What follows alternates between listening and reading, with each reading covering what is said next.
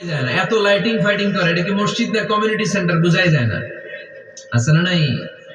আছে। এরকম যেন আমরা না করি সম্মানিত ভাইরা। বিশেষ করে মসজিদের সামনের দেয়ালে, কোন দেয়ালে?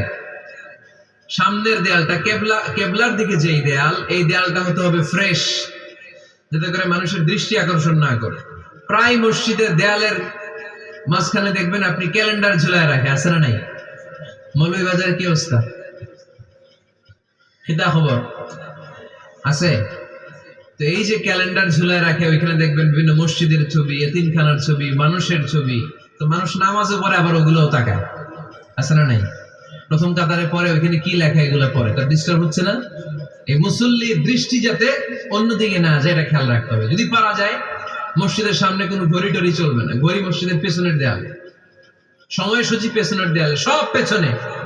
সময় কয়টা বাজে ওটা ইমাম দেখলে চলবে, ইমাম এভাবে দেখে নিবে, আপনারাও দেখে নিবে। কিন্তু সামনের দেয়ালটা যত সিম্পল করা যায়।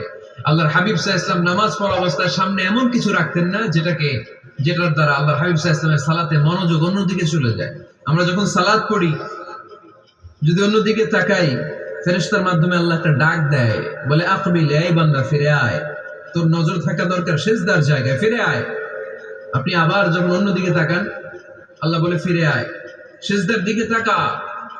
আপনি আবার যখন ঘড়ির দিকে তাকান, আল্লাহ বলে আকবিল, ফিরে আয়, সিজদার দিকে তাকা।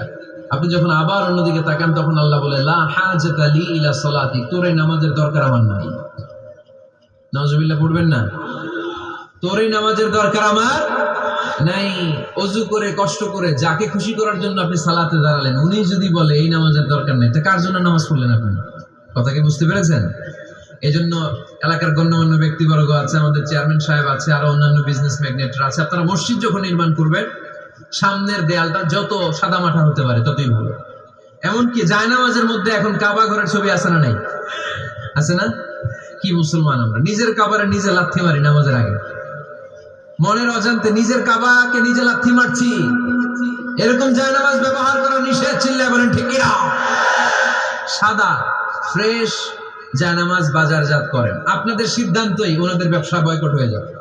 আপনারা যদি এখন থেকে মসজিদের মিনারা আর কাবা ঘরের যে প্রতিকৃতি বা ছবি, এরকম ছবি সম্বলিত জায়নামাজ কিনা বন্ধ করে দেন, এদের মার্কেট থাকবে?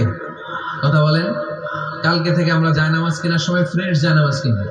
কোন মসজিদ, কোন মিনার, আমাদের কাবা ঘরের ছবি সম্বলিত কোনো জায়নামাজ কিনা যাবে? আওয়াজ করে বলেন, যাবে? যাবে না। এগুলো হচ্ছে মসজিদের আদাব, এগুলো রক্ষা করে মসজিদে ঢোকার দরকার আছে না নাই?